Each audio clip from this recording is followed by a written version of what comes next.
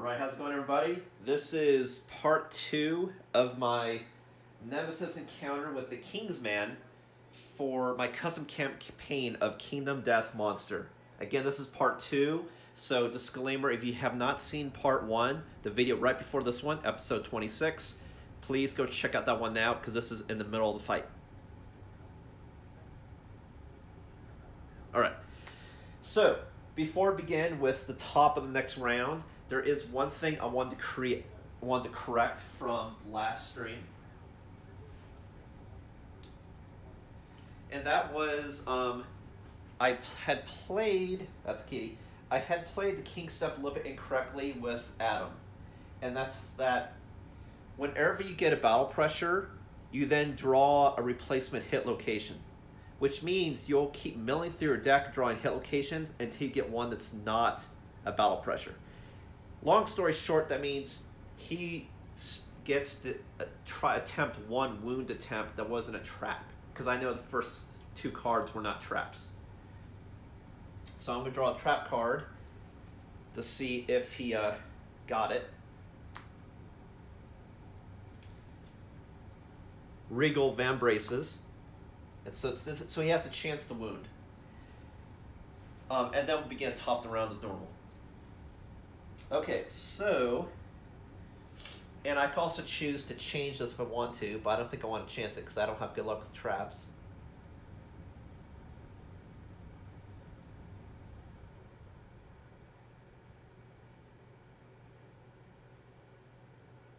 Of course, the bad thing here is if I don't start right behind the monster, if he moves, that's a problem. So I will chance getting a different one. That could be a problem. So I got Regal Helm instead. Great. Now where does this card go? Is it just discarded? Yeah. Regal Helm. If you hit with a dagger, you get +3 strength. I'm not doing that. If you wound, I get more survival and more toughness when I hit. Okay. So we're doing for the helm. So Adam's wound is strength 4. And I'm attacking from the side. So it's 12 minus 4 is an 8. So I hit on an 8+. And there's no crit here. That's a 9. So that is a hit, actually. So he's taking 2 damage, and he lost King's Walk, which he's still doing. So technically, he's taken 3 damage, in quotes, so he has 10 more hit points. Awesome. And then when I wound, I get +1 survival. So Adam goes from 3 to 4. And I had also corrected Adam's sheet because he got tempo, because I played the card incorrectly when I last attacked. So he didn't get tempo, and he did spend a survival. Cool. All right. So now we go back to normal. So I should still have 3 up top. And we proceed. Alright, so we did a little bit of damage. Okay, so the first thing Kingsman does is, remember, he does the basic action, and then he moves back 3 spaces without turning, and then he does his AI. And he'll move back 3 spaces whenever he does a basic action. So just other things to trigger basic action, he'll do that. Alright, so basic action is Survivor in Blind Spot, which would be Samantha. So he's going to turn and attack her. And it's going to be a sweep and attack everybody in this range, which is only her. And she's going to get hit this direction, if I recall. Yeah. So the attack is, unfortunately, I didn't get daze him last round. So he will be rolling 3 dice, so this is going to be devastating attack, unfortunately. And who's it on? Samantha, who's got 0 to legs. So hopefully it's somewhere other than the leg that gets hit. Okay, so we got a 9, a 1, and a 10. And her evasion is a 1, so he has to hit on a 4+. So he's got 2 hits.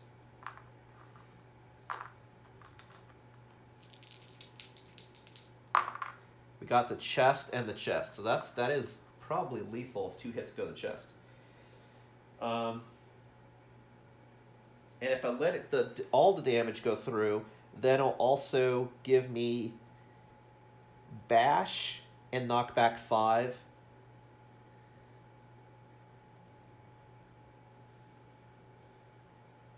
So I'm wrong. He hits everyone in this direction, but do you bash in that direction?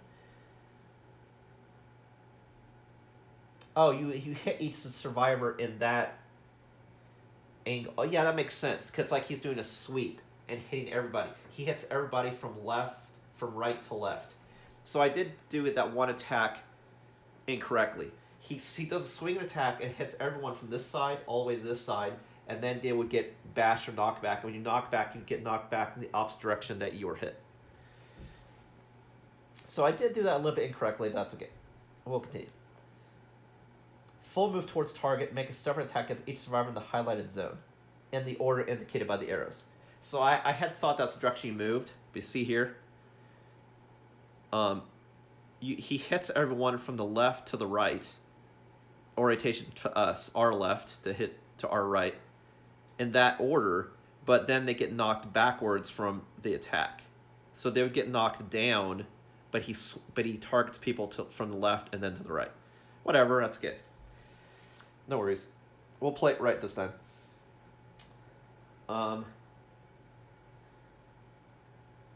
Okay, so 2 hits to the chest, and then she'll get knocked back 5 after getting hit. And knocked down.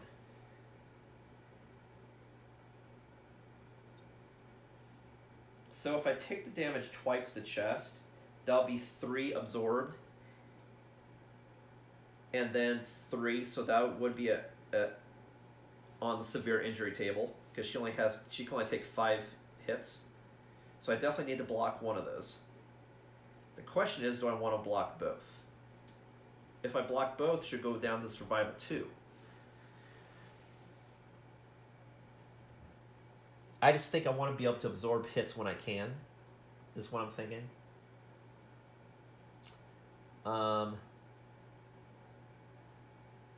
Bash and knockback 5.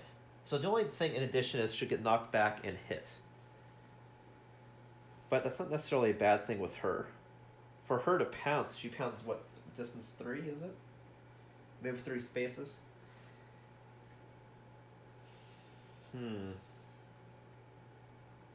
Yeah, you know what? I'll absorb some to damage. So the first hit will take 3 away from there, and then she'll dodge the other one. She'll spend 1 survival and go to 3.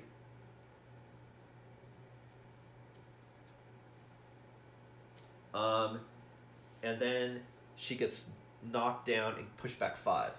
1, 2, 3, 4, 5. Okay, and she's knocked down.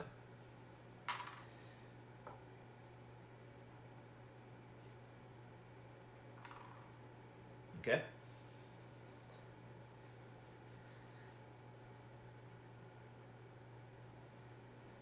And okay, now then he moves back 3 spaces. So he goes 1, 2, 3. And since he moved through that person, he gets knocked down, but he was already knocked down. And now he does his AI, which is hammer. Pick a target that's the closest knockdown survivor in range. So that's going to be Eve. And it's going to be speed 3, accuracy 3, damage 3. Somewhat like all of his attacks kind of have the same profile. But then before damage, he destroys armor. Reduce armor at this hit location to 0 before applying damage. Which means this hammer attack is definitely going to kill, because you make the armor 0. So it can't absorb any damage. So that's really deadly. So, before damage, reduce armor at this hit location to 0 before damage. Okay, so I still roll for hits, but before you wound, you make the armor 0. That's what it is. Okay, so we roll 3 dice.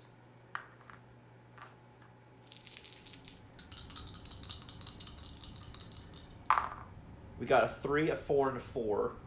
Now Eve has 1 evasion, so he has to hit on a 4 plus.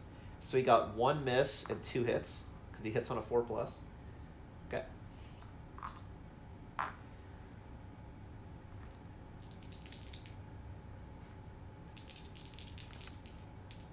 How's that here? No. Okay, so we got the hand and the head. And before the damage is dealt to any of these locations, they get reduced to 0. So that means it'd be 3 damage to the head, which is already at 0. And then it'd be 3 damage to the hand, which would also take her to the table. And then Samantha was targeted. I forgot to move this, so she gets 1 more insanity, so she goes to 8. So I definitely want to use extra sense and stop both those damage. So we're gonna use 2 survival. Man, extra sense, man, is like saving my life. And stop both. Cool. Phew, man. Not good. Not good. All right, so now it's our turn. She's still knocked down, but these 2 come off. So these 3 get a turn. Like before, I have to make sure I get in a blind spot. That way, it doesn't get the bonus to armor.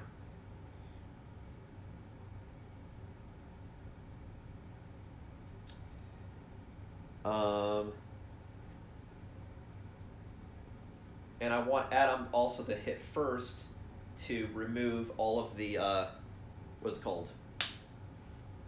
Battle pressures.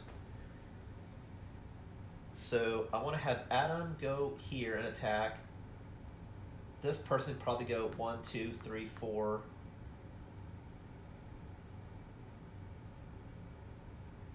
And attack. Even though it won't be adjacent. And then this person can't sneak through here and just attack from here too. But the thing is, I have to get in the blind spot. That's the other problem. So maybe I want to go with her 1, 2, 3, 4.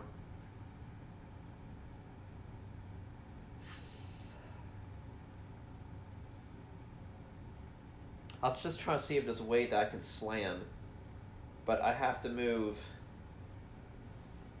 my full movement.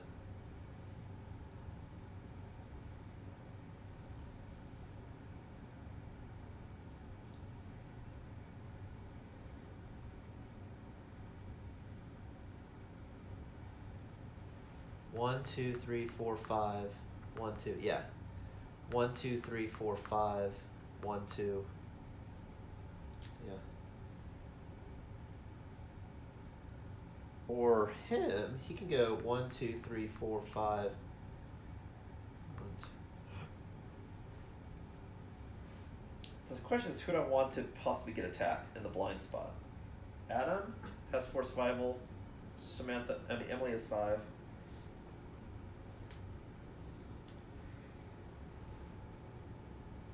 I think if anyone wants to do damage, I think I'll have to be him and her. So I'll attack from the front. I'm just, oh god, I just hope I don't cause a reaction that causes both to get hit. That's what I'm worried about, being in the front like that. It is dangerous. I could have both dash. Actually, he doesn't have to dash. 1, 2, 3, 4, 5. He can attack from the side. She can dash and hit from behind, and then he can hit in front. We'll do that. Okay, so first we'll do Adam, because he's got King Step, and do 1, 2, 3, 4, 5 to attack from the side. Okay. And then we have got King Step. Again, what that does is whenever you attack, you may discard any number of battle pressured hit locations drawn, and draw an equal number of new hit locations. Whenever you attack, after drawing hit locations, but before rolling to wound, you may choose 1 hit location drawn and discard it to draw a new hit location.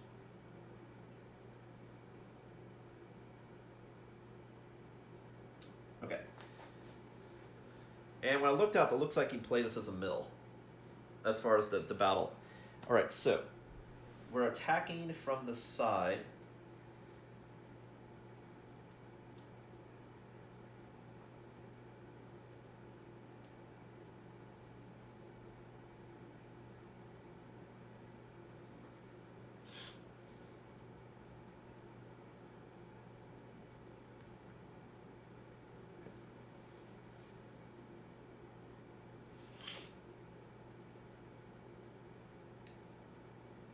We are attacking from the side.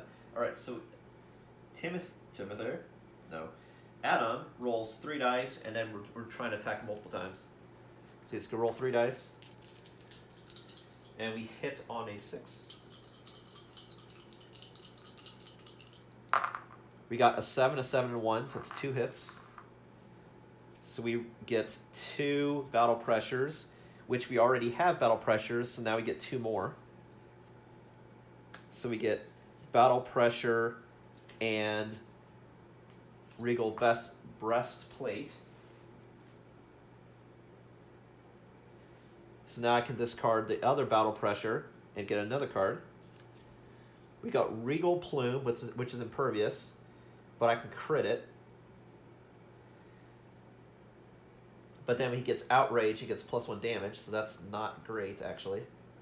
But then the other one's a reflex. So this one you can't damage, you can only critically wound. So let's go ahead and do the reflex first. Now it said one of these are drawn, I could change it. So I could do that too, because when he does reflex, you turn to face the attacker, then without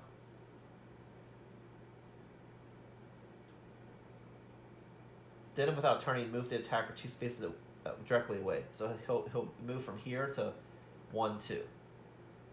He'll move here to here,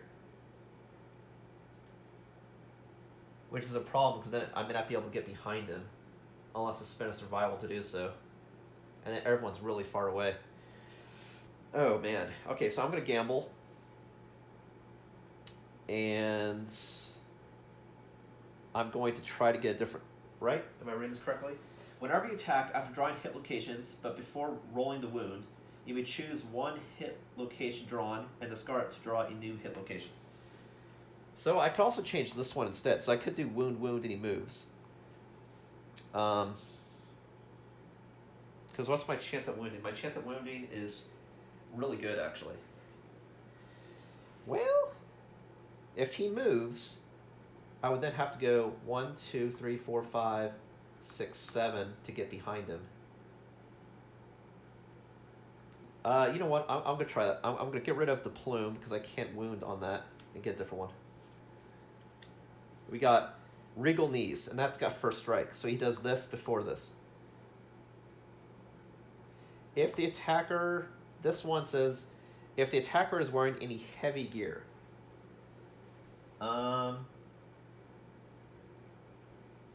Anything that's heavy. Wait, who is that? Adam? Adam has nothing heavy. If the attacker is wearing any heavy gear, they suddenly feel their knees buckle and are knocked down. So, nope. That we do not have. Alright, so we're going to do the regal knees before we do the breastplate. Okay. So, to hit, Adam hits on a 3. He's got 4 strength. And his toughness is a 12.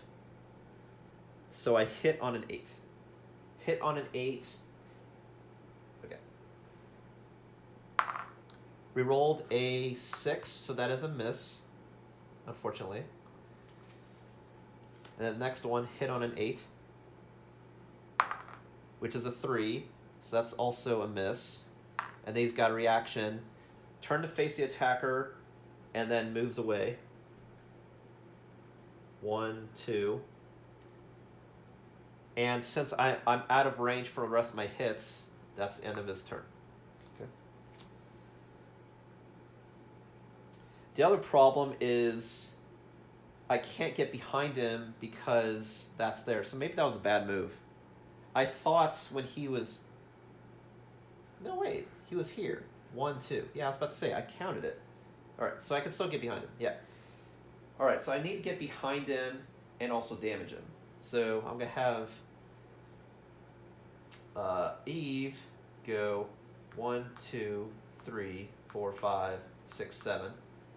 So we're going to spin a dash to get back there. So she's going from 3 to 2, survival.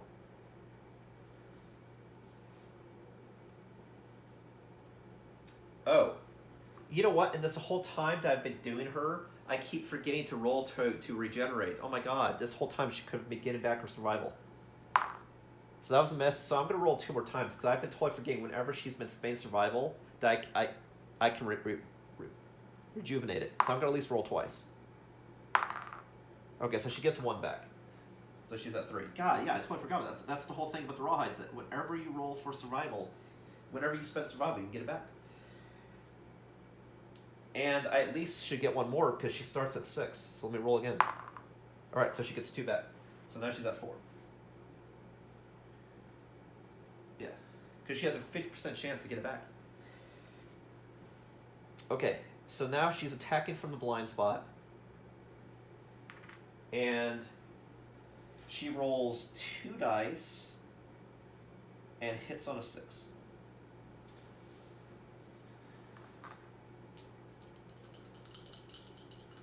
Actually, it's hits on a 5 because we're in blind spot. 2 dice hit on 5.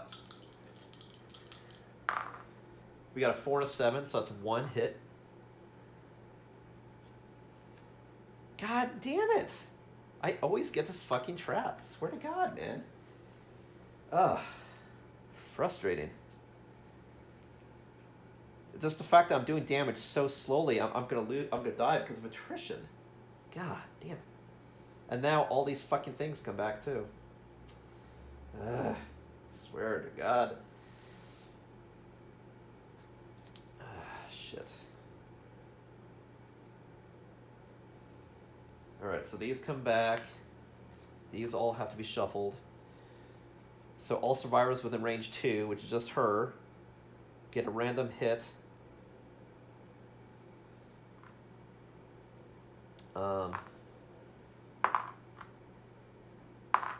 So to chest. She takes 1 to chest. So she has no armor to chest now. And what else? Okay. So, and then this gets reshuffled. Ah, God, I just cannot. I'm hitting this guy so slow, man. It is a problem. And now he's got all his fucking thing back. But you know what?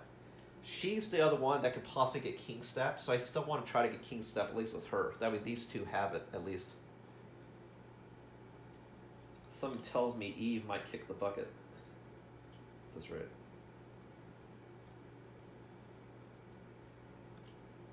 Possibly.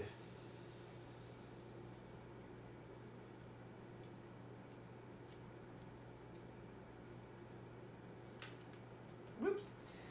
I'm dropping stuff.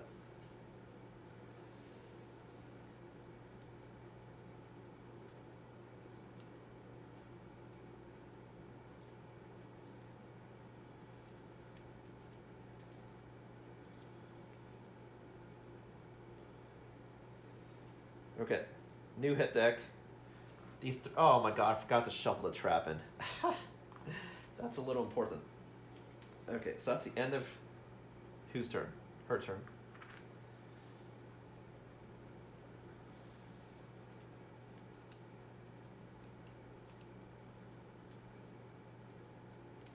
Yeah, God, that's so important. Like, that's her whole thing. Whenever she spends survival for any reason, she can regenerate. That's huge, man. So I just rolled for the number of survival that was down, because I figured I should have rolled that many times at least. So she's at 4 survival.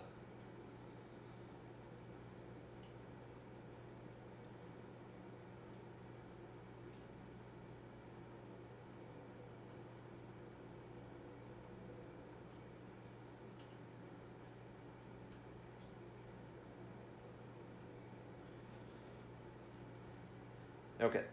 New hit deck. These three go back on top. Now, Emily's going to go 1, 2, 3, 4, 5.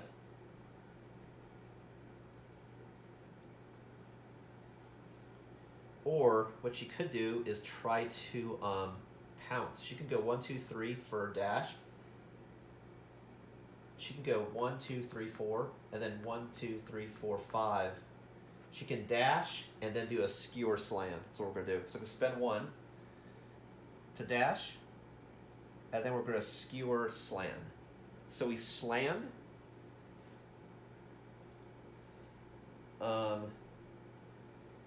So the monster goes back 1 space,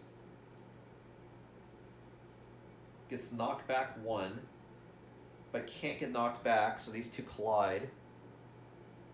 So knocked down. And then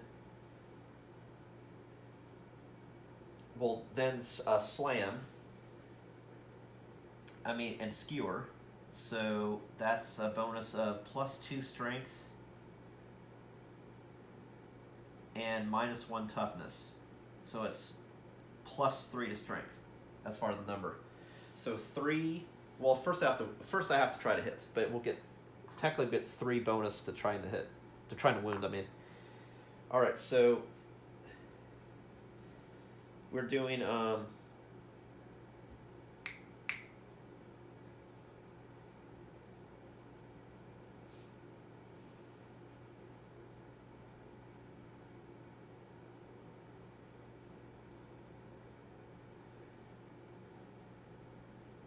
I wonder if this talks about adjacency, because I wonder if I can be adjacent like here, because technically,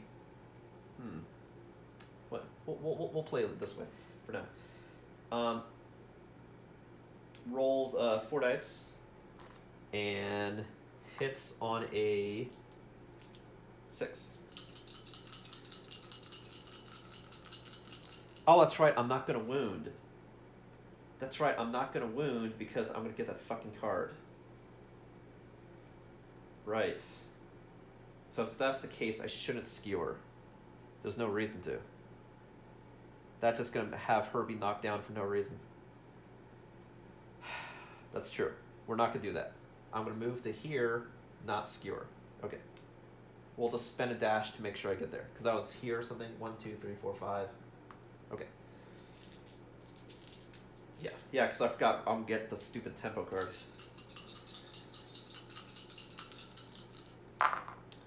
Alright, so I got 1, 7, 3, 2, blah, blah, blah. So I hit on a 6, so that's 1 hit. So we got a battle pressure. Now we roll for battle pressure, and then we add 3 to the value. So we got a 9, so that means we got a 10 plus. That means we got another king step.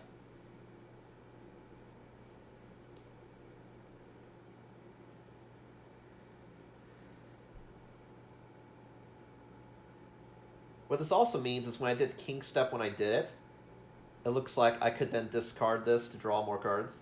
Because it says whenever you attack, and this is still in the middle of the attack, before I do hit locations. So I'll play that way. I should have played that last time, but whatever. Okay, so I discard, discard, discard, draw a hit location. These 3 are discarded. And then I also get king step, now on Emily. So I'll get rid of all the well, I'll keep the tempos, but I'll write the rest of the stuff. Now I'm kind of wishing I didn't take away from that bonus I did, but I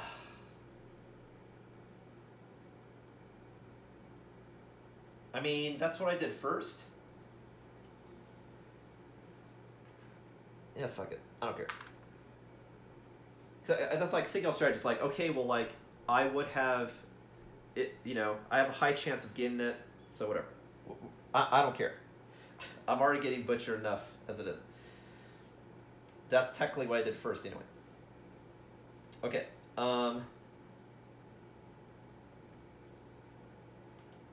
So, okay. I was going to add king step to this. King Step.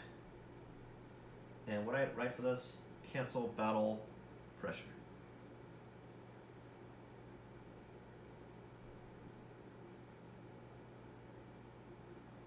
Okay. So we got another King Step on somebody. Alright, so with the bonus, that's 3 to strength.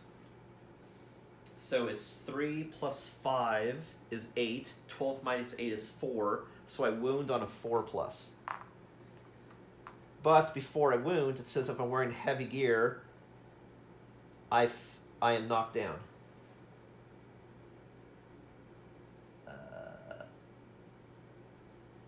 I have a heavy spear, so I'm knocked down. So see, I couldn't do it anyway, so whatever. But I have 2 people with King Step. So these 2 are knocked down. Okay. Because I got first strike, axe blade. Okay, blah. Alright, so now it's the monster's turn. All these come off. These 3 go back. Battle pressures, I mean, on top of the deck. Whew, let me get some drink. Take this 30 seconds.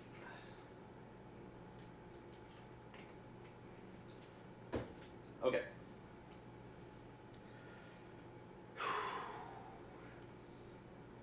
Emily's the new monster controller. Alright, so. First he does basic action in the blind spot. So it's going to turn.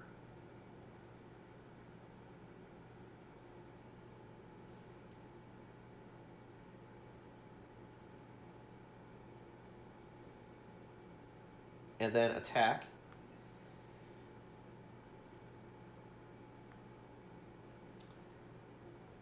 So this is speed 3 because I didn't get a speed bash on it. Didn't get a daze, I mean.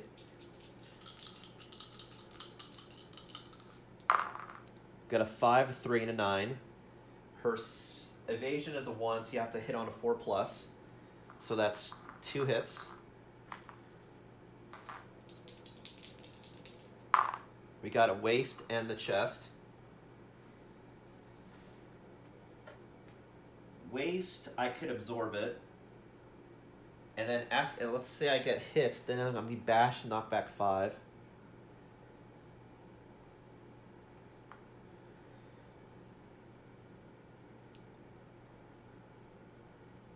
But I'm already knocked down, so you can't get knocked down twice. So I think I may do that. I think I may take the damage to the waist. So take 2 damage, and then light damage to waist.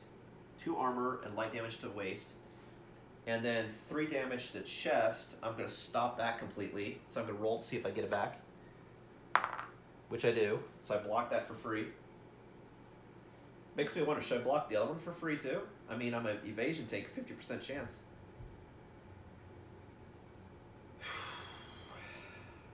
You know what, I'm going to block both. I need to get hits in. I can't have people spread out. No. Nope. I'm going to do that. I don't care. So I'm going to see if I... Well, I guess I'm going to see... I may spend survival regardless. I'm just going to see if I get it back. So that's a 6. I do get it back. So see, I stopped both for free. Great. So I stopped that attack. And there's no after damage because he did no damage. Now he moves back 3 spaces. So that'd be 1, 2, 3. That means he gets knocked back. 1, 2, 3, 4, 5. And knocked down. Actually need another one of these. She's already knocked down. 1, 2, 3. I'm sorry. 1, 2, 3. So he moves to here. This gets destroyed. I need to find another token so I keep track of the knockdowns. Another Endeavor token. Meaning these 3 people will come back up at the beginning of their turn, but he will not. Because he come back at the end of the monster's next turn. Alright, so that was King's Walk. And now we do the AI, which is hook and pull. Pick the target, the farthest target in field of view in range. So 1, 2, 3, 4, 5, she's out of range. The next farthest target, 1, 2, 3, 4, versus 1, 2, 3. So this is the farthest target. So he's going to move here and then do the attack, which is speed 3, and that's against Samantha. Wait, no, that's Adam. Sorry, Adam has no armor other than head and has 4 survival. And a dry to canvas, right. But he does have a bunch of evasion. His evasion is actually 3, so that means he has to roll a 6+ to hit. So that is good. A 1, a 2, and an 8. So that's only 1 hit. And the hit is going to be to the chest, so we're definitely going to counter that and spend a survival. So let me keep track of who spent what survival. Eve has already spent 2, and Adam's already spent 1. I mean, as far as dodges. So Adam goes from 4 to 3, and is still alive, still kicking. And now it's our turn. So he's still knocked down. These 3 can do it action. The other thing I can do also is pick up Adam. That's what I can also do. I'm using these just to keep track of, did I already spend a dodge? Because I can only spend 2 dodges per round. So Adam can spend 1 more, Eve can't spend any, for example. So Snahavia needs to get way over there, so she could... I'm sorry. Samantha needs to get over there, but she only moves 4, which also sucks. But she could encourage instead of dashing, so she could dash. I could spend all the survival I want. Again, I could just only do 1 type of action per round.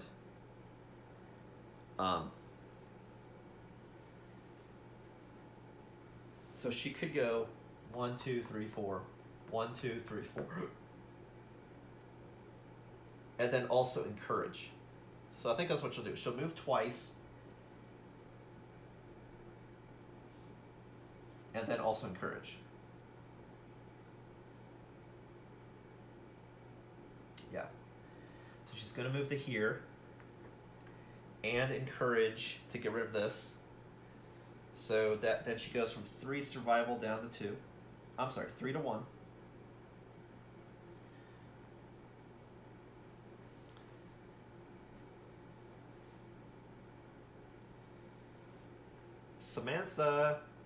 Eve, what I could do is do her lantern ability since she's so far away. Her lantern ability that she's got 2 different ones she could do. The first one is whenever I hit, I can get bonus luck. Or I can do this ability, Lacerne's Lantern. Don't worry if you can't read, I'll read it to you. I just want you to see the pick. That, hold on a second, let me plug in my phone before it runs out of juice.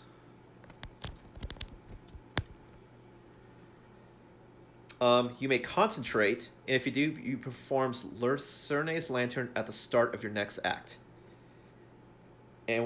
She reaches into a dream and excises a screeching skull darker than darkness, and then it hurls at the monster. And that says, reveal hit locations equal to half your blue affinities, rounded down 1 at a time. The monster suffers a critical wound at any locations with critical wound effects. So once there's no more of these battle pressures, I could do that as a free way to possibly do a crit on stuff. So that's a possibility. The other thing I could... Okay, so otherwise she can move 5. 1, 2, 3, 4, 5. 1, 2. So she could definitely get behind if she wanted to.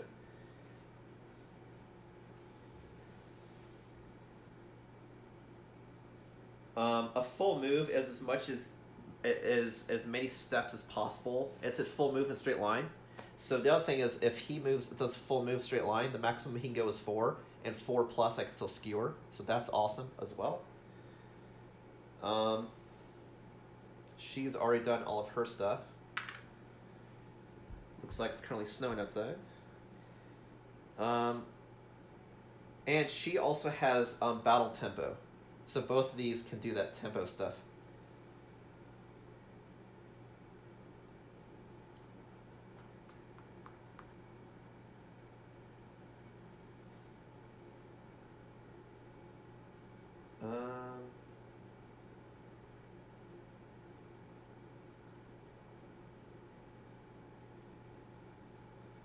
So you know what? I think I'm going to have her go first. Because then whatever happens, these two can react. That's what I'll do. Because I want to make sure that I can get off this attack. So I will do a slam followed by a skewer.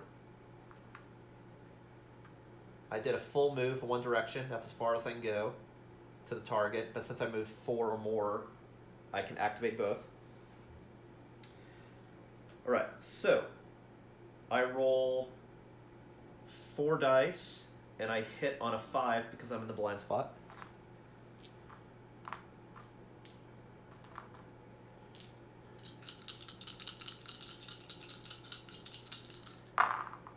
We got, I hit on a 5, and I got 5 or greater, so I got 4 hits. So we got battle pressure, battle pressure, battle pressure, and Regal Gauntlet. Then we get rid of the 3 battle pressures and draw 3 more. Let me make sure I'm reading that correctly. Yep. So I got Vigo Vamp Braces, Regal Gut Plate, and Regal Back. So I finally got 4 hits. The problem is a lot of these have reflexes. 2 of these do. So I'm definitely going to do the reflexes last. And Regal Gut Plate says that it's knocked down if it's a crit. So I think I'll do that 1/3 from last. So I have the opportunity right now to do 4 hits. And if I can crit on that 3rd hit, this will be canceled. So then I can just also get on that 4th hit. So we'll see what happens. Okay, so I get +2 to strength, and let's see what happens. I said I did this thing. That means these 2 collide. So he gets knocked back. 1, 2, 3, 4. 1, 2, 3, 4, 5. And is knocked down.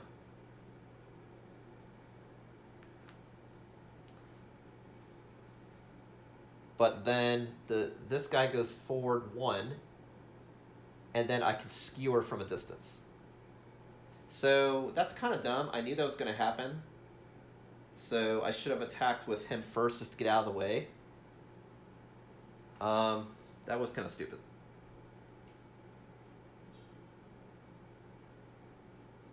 Yeah, that was a little stupid.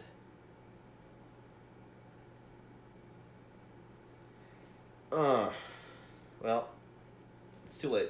But yeah, that was stupid, because like I knew that whenever I do that move, it knocks him forward 1. So I should have done him first to attack. But I guess what if, because they could have been something with the reflex. Anyway, whatever. We'll roll with it. Alright, so I got these 4.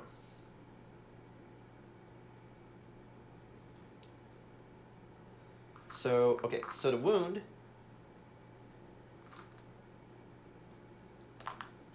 it's +3 because -1 toughness. Why was it -1 toughness? Oh, because of... Oh, he gets -1 toughness actually for the rest of the round because of the slam. So let me find toughness. Do I have another one here? Evasion, speed, toughness. So he gets -1 toughness and then +2 strength for the skewer. But that's the same as subtracting 3 from his defense. So his defense is a 12. Oh, see, that's the other thing that's bad about the attack is, yeah, I get a bonus to strength, but if you're in the blind spot, then you get +4. You get -4 to his toughness by default. So that was really stupid. I should have just moved forward 4. I didn't do the math first. It's like, if you do that, you hit him forward, which then bumps him, which is bad. And then when he hits, it's going to hit for 2. He can get a bonus of 3. But if you're in the blind spot, then you satisfy the guard and get a bonus of 4. So you know what? I'm taking that back, because the damage would have happened regardless. I don't care. That's stupid. So that's 100%. I knew exactly how it's going to work. That's just stupid. Okay, so I got 4 hits, and I have to hit on an 8+.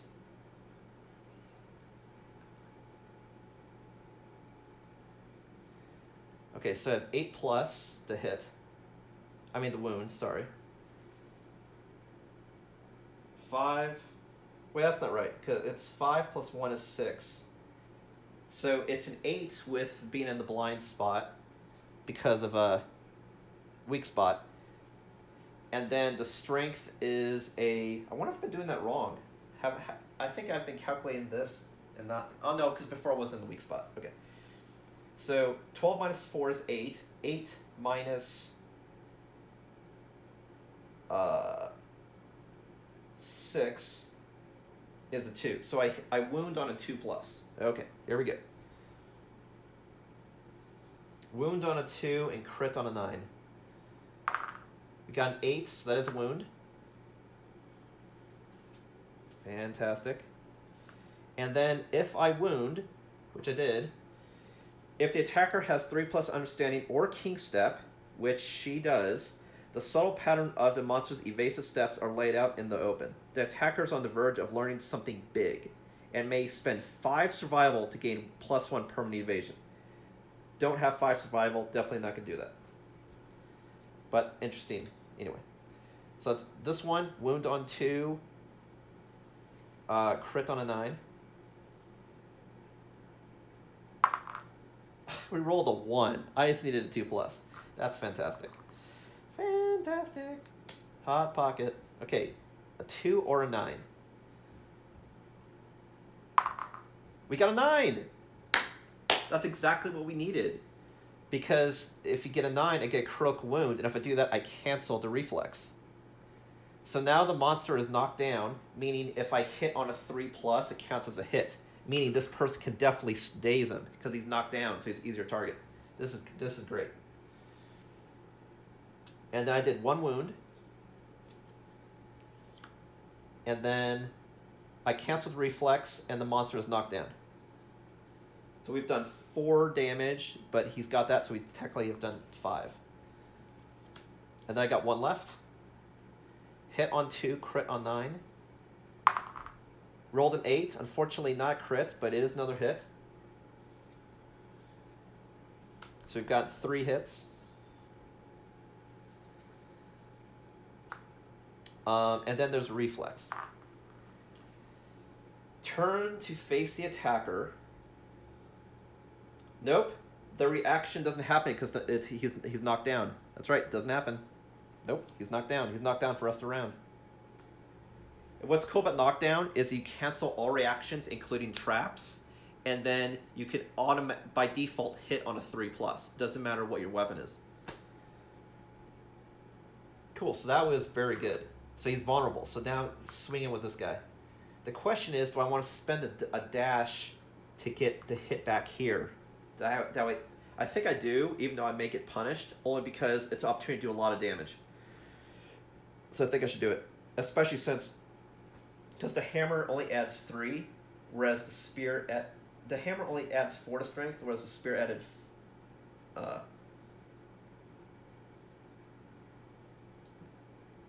Adam adds 4, whereas the spear added 6. So I definitely need that bonus in the weak spot to make sure I can wound, is the thing. Even though I do currently now have a high chance to also daze. The other thing that's cool is, remember, Emily has Boss Mindy. So if I'm adjacent to her, when I attack, I have +1 speed. And it'll be +1 speed to each hammer. So that'll be 2 hammer attacks, 2 different attacks. So we're definitely going to do that. So we're going to spend a survival to go from 3 to 2.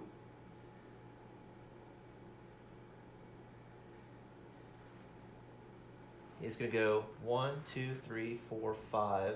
1, 2, 3. And attack from behind.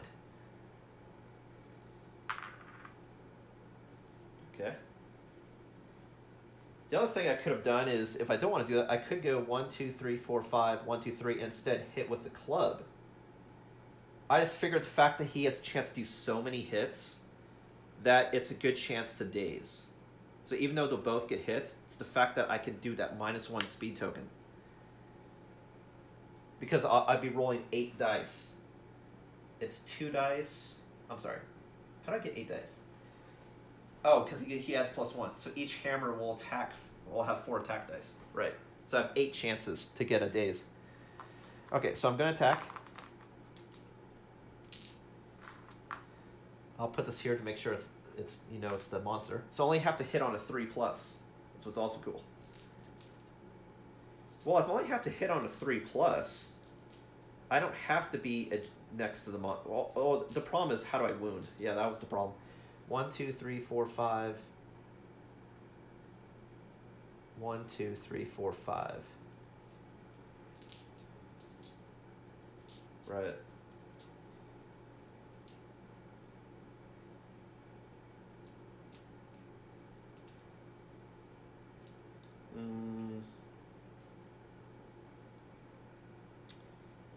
Now I'll stick with this. It's an opportunity that I can get in a lot of wounds, even potentially even kill him, because I'm doing so many hits.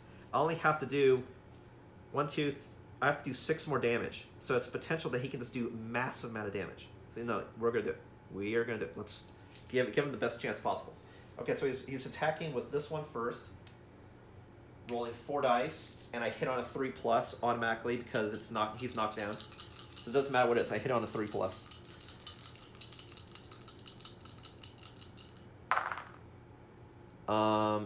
This is cocked. I mean, it was leaning. Okay. So I have 4 dice. They're 3+. That's 4 hits. Hopefully I don't get a trap. Regal Helm. Regal Greaves. Regal Collar. And Regal Knees. Phew, God, got lucky. Because drawing so many cards, you know. None of these were a natural 10, so I didn't get the bash on that round of swings, but potentially 4 places to hit.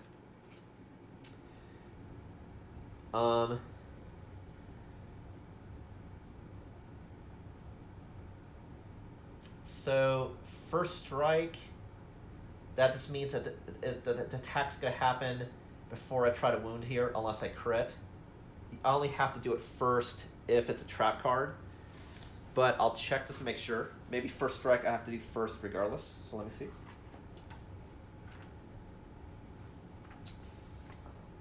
I will see. First strike. This hit location must be resolved before any others. Okay, so first strike works like a trap, but it doesn't reset or cancel any of the other cards. Okay, so I have to do first strike first. I may have played that wrong before. Like I said, there's so many things to check, so it's like, don't grill me on it. It's because it's hard to keep it all straight, honestly.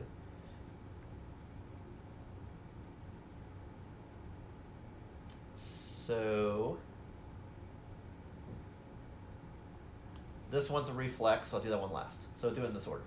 Okay, so to hit, that's Adam. He has strength 3 plus 1 is a 4. And then because he was knocked down, he still has -1 toughness. So that means I might have forgotten that when I calculated last time. I might have just done 4 plus this. Anyway, whatever. Like I said, it's too much to keep track. There's stats and shit everywhere.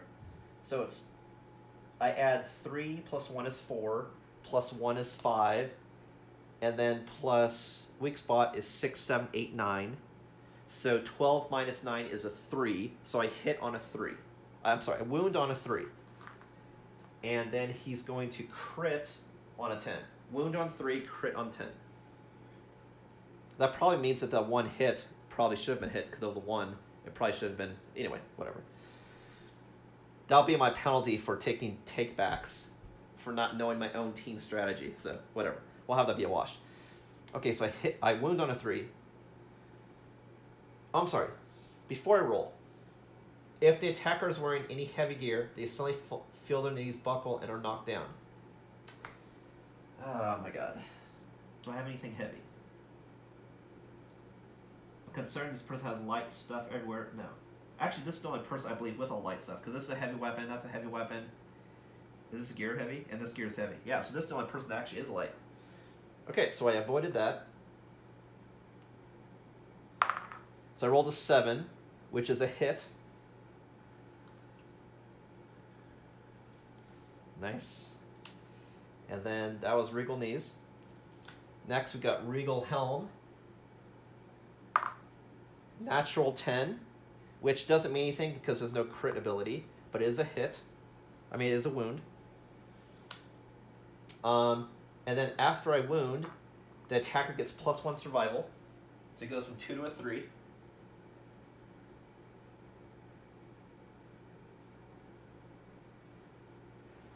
And then it says the King's Man staggers. It gets -2 toughness until the start of the next monster turn. So now instead of being -1 toughness, he's now -3. So let me find another toughness token. So that means he's even easier to wound. So I definitely want to get people in there. Just wound him. Just go for it. Like, I could kill him right now. Just go for the kill. Everybody, just do it. I don't care what it costs. Just do it. He's got -3 now.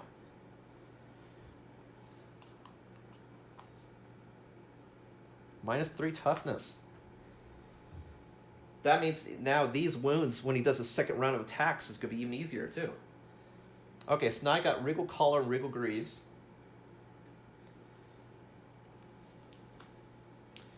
I'll shuffle the AI deck now.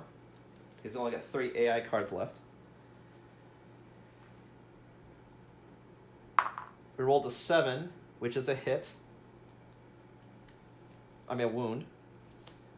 And nothing else happens. It just says if this is a death blow, stuff happens. And then this one's going to have a reflex, regardless. We rolled a 2, which is a miss.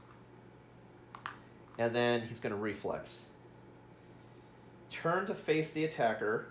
Nope, the reflex is canceled because he's knocked down. That's right, it cancels all reactions. He's knocked down. He's easy prey. That's why I'm wailing. I'm like, I was trying to get, this whole time we've been trying to get around to hit his weak spot and try to figure out the secret art he has of King Step. But now that he's knocked down, we're just wailing on this fucker. Get him. Like, we figured out his art that he was using, like karate, knocked him down, and now people are just, get him. Just fucking kill him. Great. All right, so now he's got a second wave of attacks with a Skullcap Hammer. So, he rolls 4 dice. And I hit on a 3. Because the creature's knocked down. So that's 4 hits. Everything's a 3 or greater. This one's a 3. So we got Regal Plume, Regal Sheath, Regal Faceplate, that looks nasty, and Halberd Spear. Wow, lucky on the traps. But we were really unlucky for the entire showdown, so.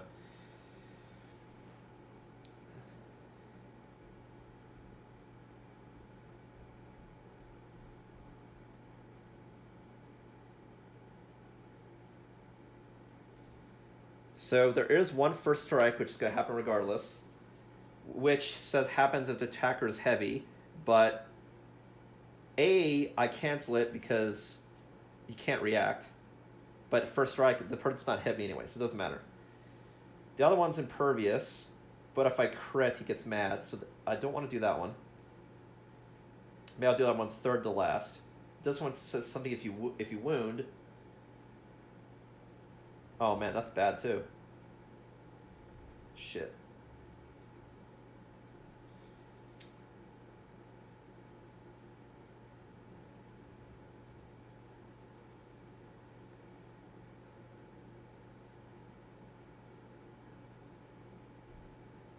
Oh, I see what's bad. Because like this one, for example, Regal Sheath, with the fact that King's Walk is still up, after he does his basic action, he'll then move. And if he moves out of way of all the other hits, then you can't do the hits. So I definitely have to do that one last, for sure.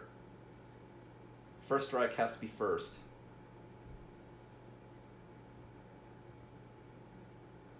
-2 accuracy tokens is also terrible.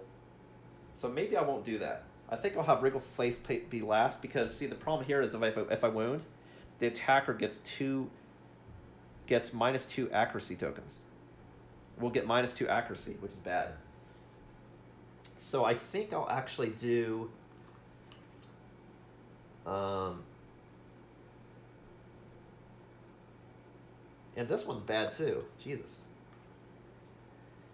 This because the King's Man will get a +1 damage token if I crit it, because he gets pissed off. And you can't wound here anyway. Jesus. Of course, it also doesn't matter if I get -2 accuracy if he's also dead. So, you know what? I'll do it in this order. So we do the first strike, which doesn't happen, but I just roll to see if I critically wound. And I wound, I crit on a 10. So I'm just rolling to see if I get a crit for this. Well, no. Impervious, you can't. First strike, you can still hit. I wonder if I did that wrong earlier. Probably. Okay, so let me do the math again. 4 plus 5, 6, 7.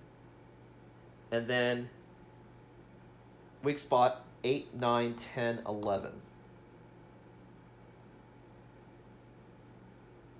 So that means it's 12 minus 11, means I just have to roll 1 to wound. That means I guarantee wound on every one of these hits. Guaranteed.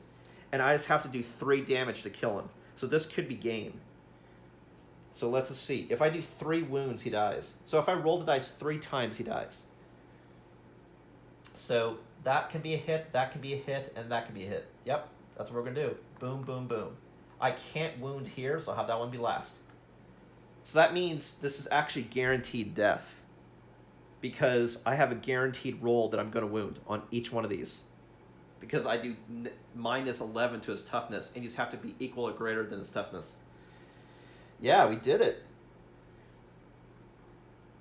So I'm just rolling this to see what happens for effect. So I'm rolling this one first, and he crits on a 10. It's a 2, but it's still a hit. Boom. Next one, Regal Faceplate. That's a 3, which is a wound. But then Adam gets -2 accuracy, but doesn't matter because I've already hit him. It just means for the rest of Showdown, he'll have -2 accuracy.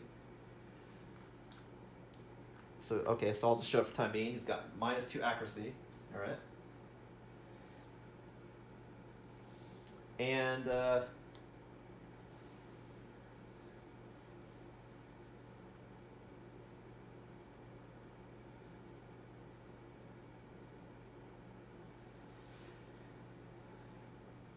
okay.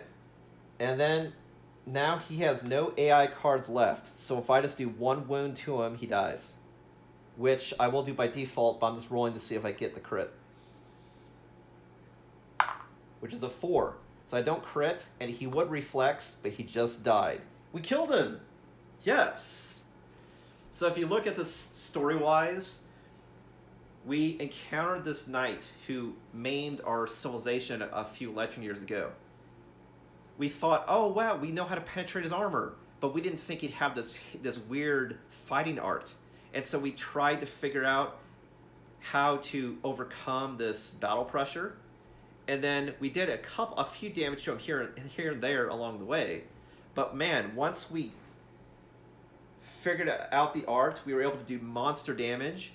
And then when we attacked him again, when the other person learned it, the King's Step, knocked him down, and then everyone just mauled on him. So that was... And notice it was 2 people with King's Step. So it's like he figured out, did a bunch of damage, then she, the next round, knocked him down. Stabby, stabby, stab. And then he went on top of him and just went bash, bash, bash. Awesome. So the killing blow was to the Regal Sheath. We did it. We killed him. So, what happens? So, I have to say, like, that was really close, because if I didn't have the ability to do extra sense, and I didn't have the ability to daze to get rid of those free hits, there would have been so much extra damage that many people would have died. Like, Eve would have died, Adam would have probably already died, these two would have been in danger. So we lucked out. Cool, so let's see what happens. And we have two people now that have learned King Step, Emily and Adam. So that will be archived. All right, so now let's see what happens upon death. So now we're in the aftermath. Okay. And I know for this, one of the people, you need to keep track who has the killing blow, which was Adam. All right, so we got Kingsman 173.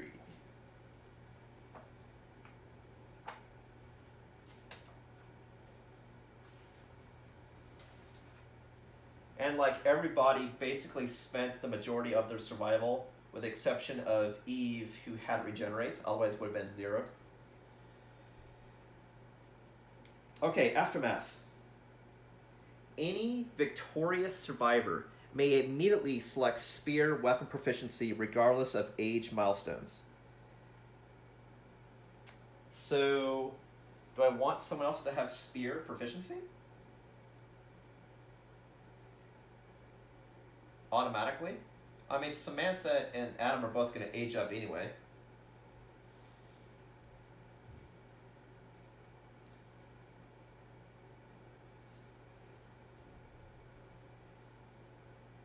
So I'm probably going to say no, because I'm probably going to have her do guitar, Adam do... So I'm probably going to say no. Alright, so now we do the aftermath rewards. So first, everyone gets hunt experience. Okay, so Emily goes to 3 hunt experience. Samantha goes to 2 hunt experience and gets age. So we'll go back to that. Adam gets 1 hunt experience and gets to age 1. We'll do that. And then Eve gets double the experience, so it gets 2 more. And now currently is 2 hunt experience from age 3. Okay, so Adam and Samantha, who are the parents, if you recall, are both level. And remember, Eve and Emily are their kids. So as a family, outing to defend the civilization from this person that came into their camp previously and executed people, right? So the family went out, got the job done. All right, so we'll do Adam. No, well, I'll do an order. So I'll do Samantha. Samantha hit age 1. So let me fix this bookmark so that it's on the Kingsman now instead of King Step. That way I can look up age. It's really handy having 2 bookmarks. That way I have one on the current Showdown and the other one on the severe injury table. Very handy, because I go back to those constantly, whatever lantern year I'm in. Age is 107.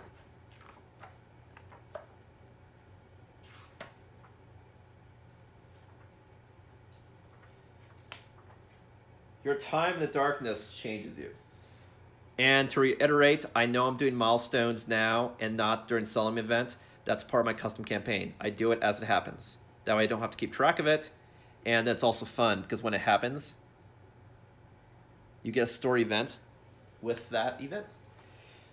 Alright, so we select a weapon proficiency. Samantha is going to go Qatar, because she's doing pretty good.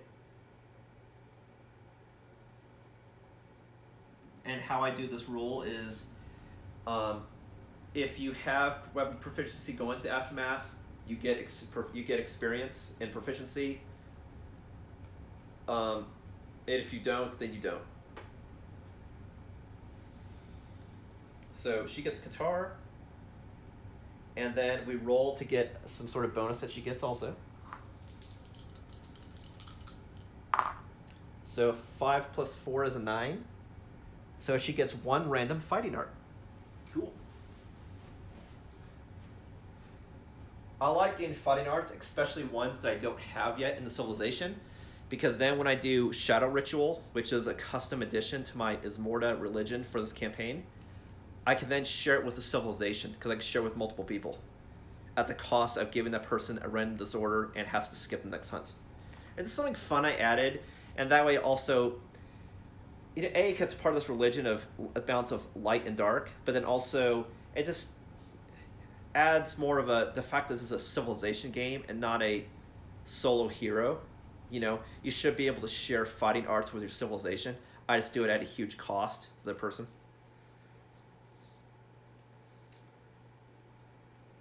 Is what I do.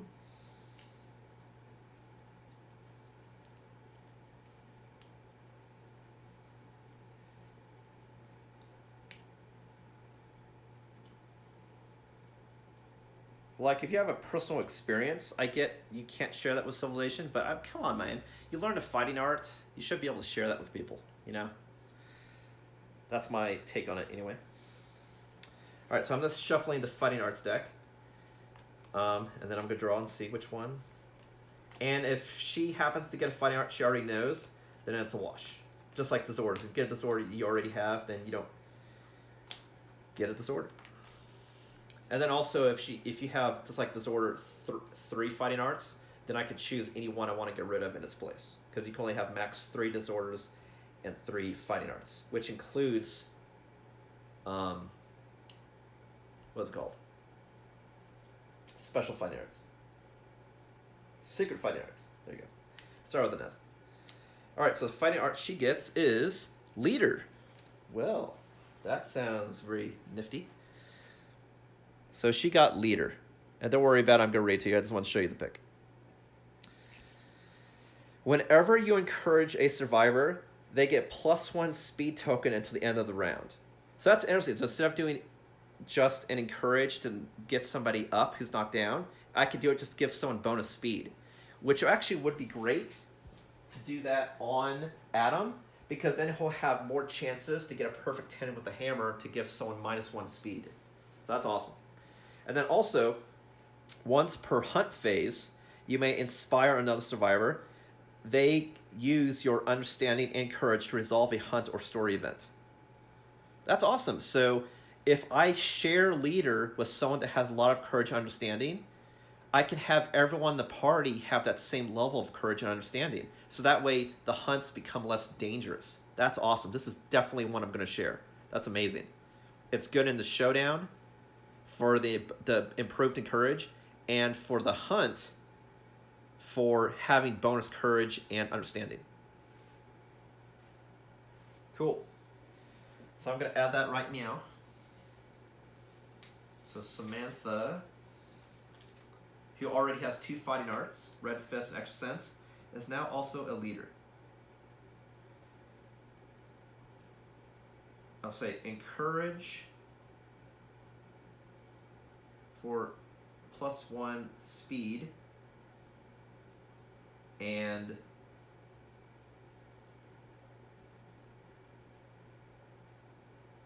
share understanding plus courage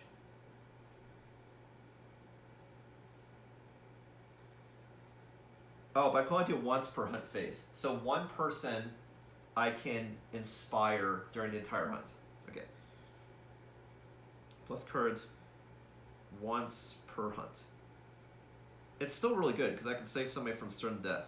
It's still really good. Alright, so she knows Leader. But then someone else could potentially get this too, so that's what it means by immediately record an archive, because someone else could get it now. Alright, so she got stuff. Now Adam's going to get stuff. So same thing, he gets a weapon proficiency, which, you know, I'm going to go ahead and have it be club. Okay.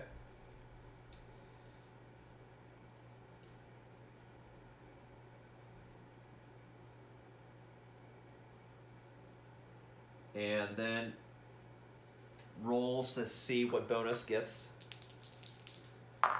9 plus 2 is 11, so it's the same thing, get a random fighting art. Yep. So I need to add Leader back to the fighting art deck, shuffle it.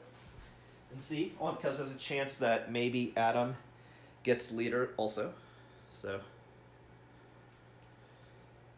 I have to say, what was the saving grace in this fight was obviously getting King Step. So that way you can enable you to actually attempt wounding for sure.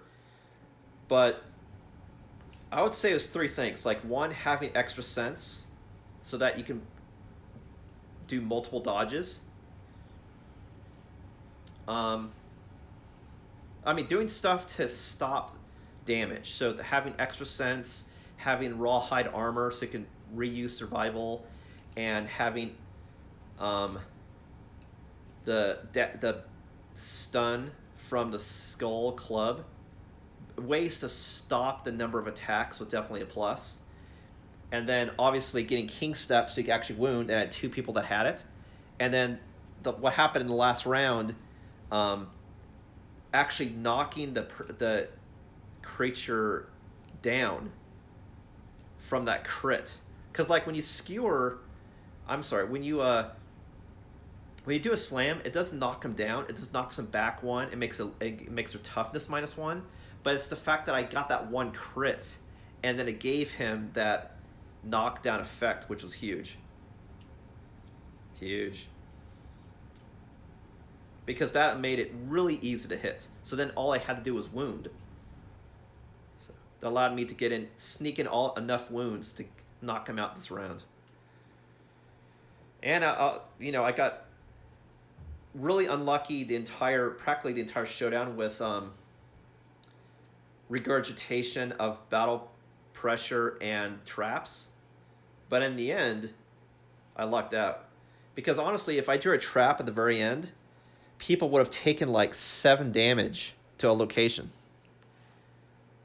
And that would have sucked. Okay, so the fighting art he learns is cross arm block. Cool, this is one I haven't seen before. So I'll show you the pick. Sorry, I didn't mean to take away so fast. Don't worry about reading it, I'll read it to you. Whenever you're hit, after hit locations are rolled, you may change one result to the arm's hit location. Interesting. So that means if some place is going to get annihilated and I happen to have more armor,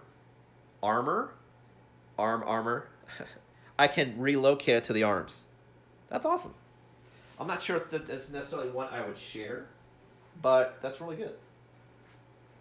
Especially, Adam currently has no armor on the arms, so I guess in this case he could have it so he gets his arm cut off instead of his head cut off or something. So that's definitely a plus. So that's his third one. He already has extra sense and King Step. So now he has cross arm block.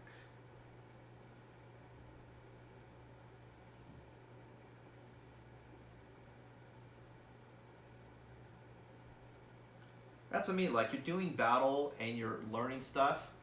You know, it makes sense you could share those learnings. They do this ritual to share knowledge at a price so that people have it. It's not like a teaching, it's like you're doing a ritual.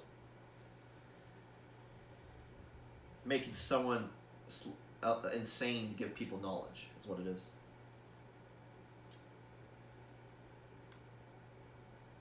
And it's whenever you're hit. After hit locations are rolled, can change one result.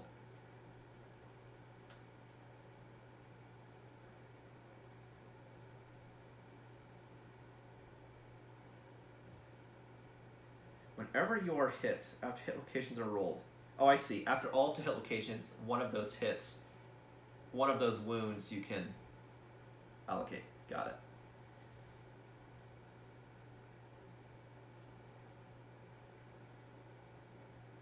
Change one hit to arm location.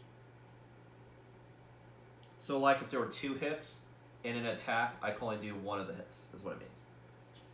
Cool. So again, we're still just doing the rewards, and then that'll be the end of the stream. I just want to finish the rewards because we earned it. Okay, so I did all of the hunt experience. now I'm going back to the Aftermath for the Kingsman Showdown. So we did Hunt Experience, and now we do Weapon Proficiency. So the only person that had a Weapon Proficiency prior was Eve, but Eve didn't successfully wound with the bow, so it doesn't get anything to bow. But honestly, I'm not sure I want to have my proficiency be the bow. Maybe I want it to be the club also.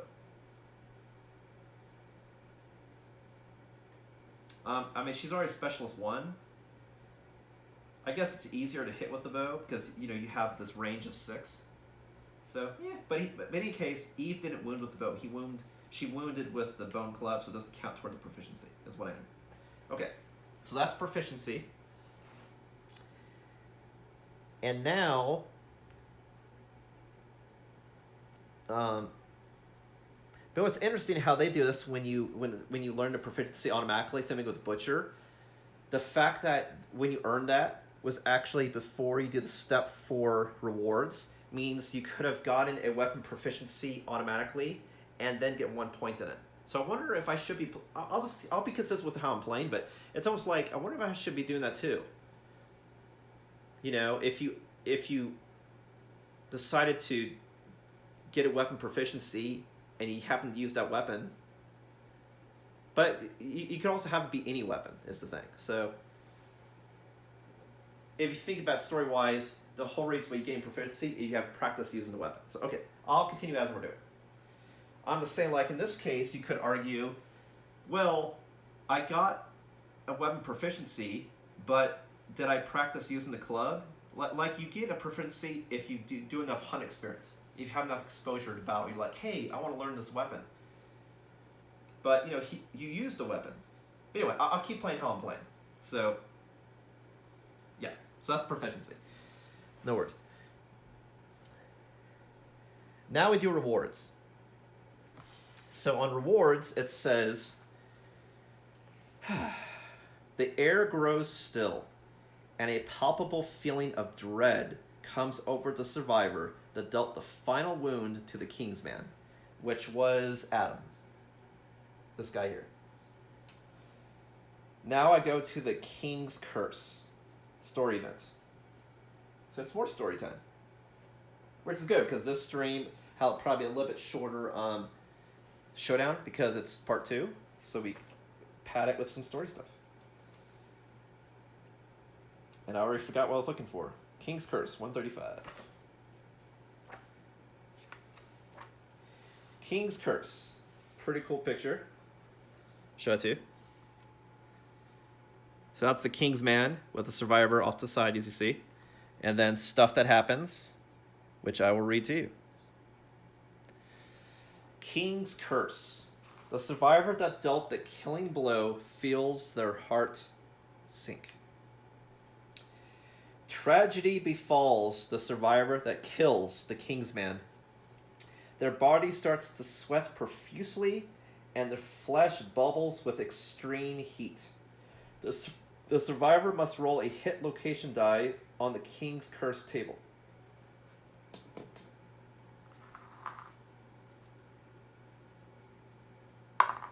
We got foot. Searing pain shoots up your legs from your burning feet. Your leg bones shatter and reform in the shape of plated armor. Gain the Regal Boots rare gear and place it in your gear grid now.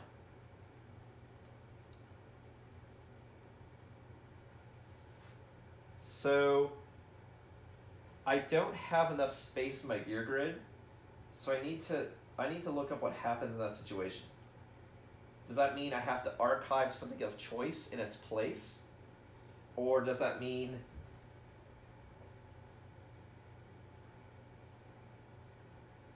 because I know this happens regardless because it's a curse, so I'm assuming something gets destroyed.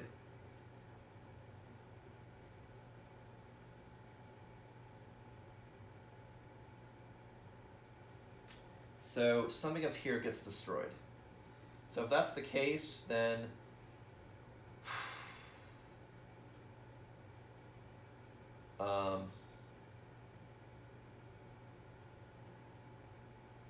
I will destroy the...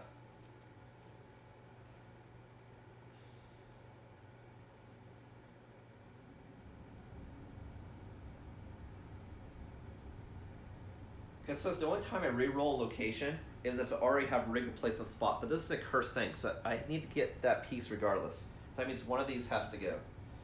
So,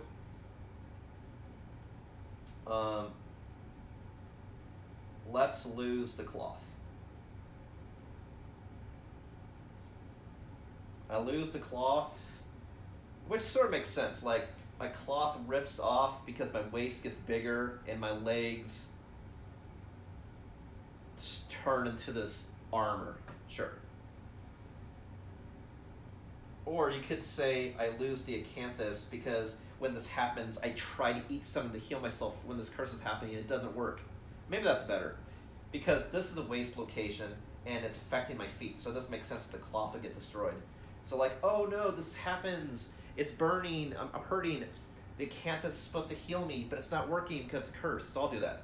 I use the acanthus to try to heal myself, but it doesn't work because it's a curse. Sure. Sounds great. All right, so now we get the king's boots. Which is cool because this person actually is the only person without a full armor set, so he's getting free armor, so hey. All right, so this is rare gear.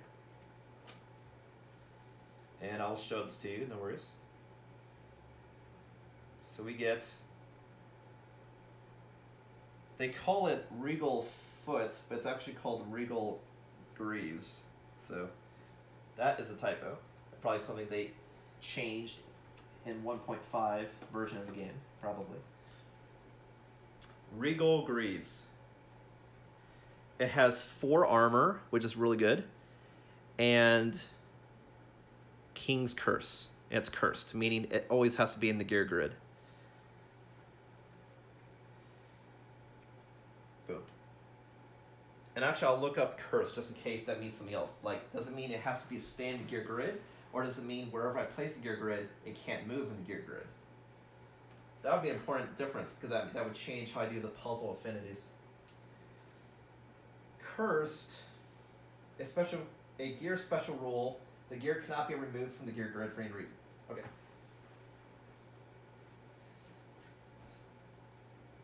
So that means forever it's with this survivor. It's not with this gear setup, it's with the survivor.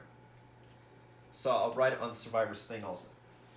And then I'll read the rest of this to see what else happens. Okay, so that was the King's Curse. And then it says here, a survivor cannot gain more than 1 piece of regal gear per lantern year. Every piece of the regal armor set is cursed. Cursed, this may not be removed from your gear grid for any reason. When you die, archive this card. When a survivor completes the regal armor set, has all 5 pieces, which you get by default because if the same person keeps getting killing blow, they would get a piece that they already have. They lose their humanity and become a king's man, blah, blah, blah, blah, blah. Stuff happens if you get all 5. I won't spoil it. Okay, so that's the curse.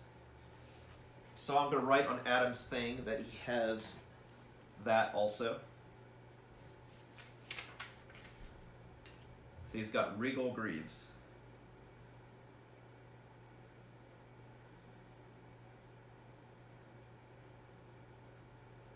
What's interesting about Adam is he's the one that originally did the lantern branding, and now he's getting branded on his foot too.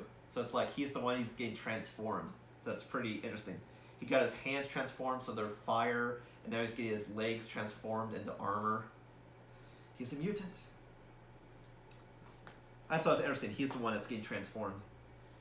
Okay, so that was the curse. Now we go back to the showdown. Then we roll 1d10 plus the defeated monster's level on the table below, and you get the following rewards based on results. So it's 1d10 plus 1. because it's a level 1 Nemesis. Yeah.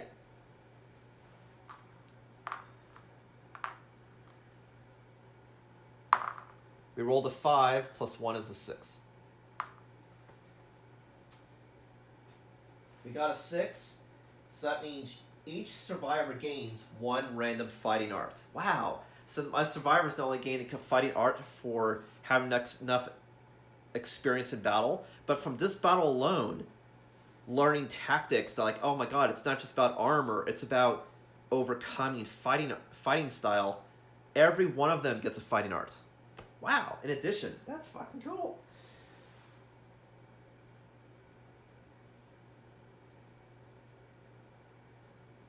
Awesome. And so that's it for the rewards. Now all 4 of them get a random fighting art.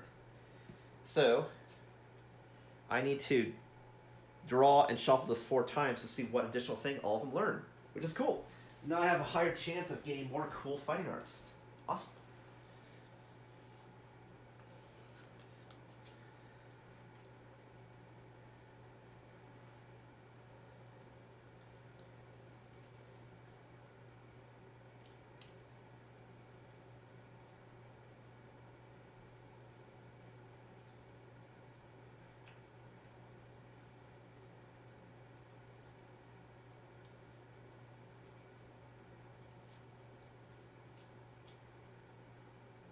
Alright, so everybody gets 1.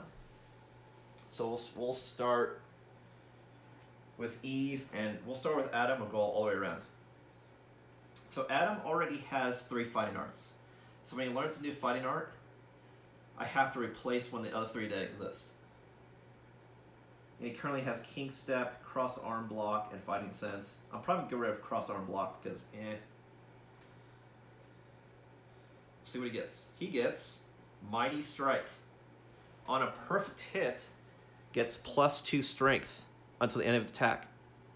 This is actually perfect for him because already when he gets a perfect hit, he gives the monster -1 speed. That means in addition, he'll get +2 strength. That's awesome. That is amazing. That's good stuff. That's something that would also be good in multiple other people that do a lot of swings, like for example the guitar person, because that means if any of them a perfect hit, you then have +2 strength. Cool stuff. Especially on this hammer because it only hits on a 3 without bonuses, so that's really good. Okay, so I'm getting rid of Cross Arm Block because something tells me keeping King Step is a good idea. And Extra Sense is a definite. So get rid of Cross Arm Block. And learning Mighty Strike.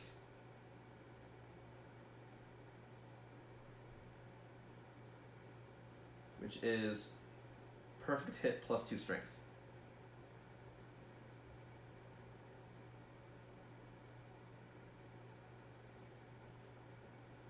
Okay? So that's Adam's bonus. Now I shuffle this again, and then we'll figure out the bonus for Eve.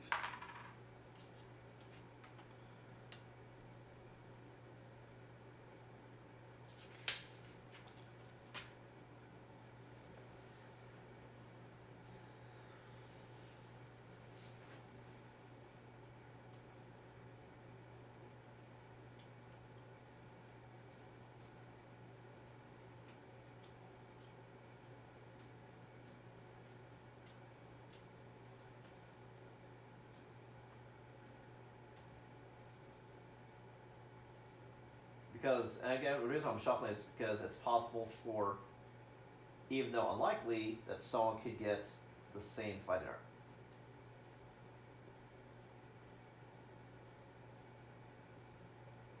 Or it's also possible you can get a fighting art that they already have, and then it'll be a wash. That's also possible.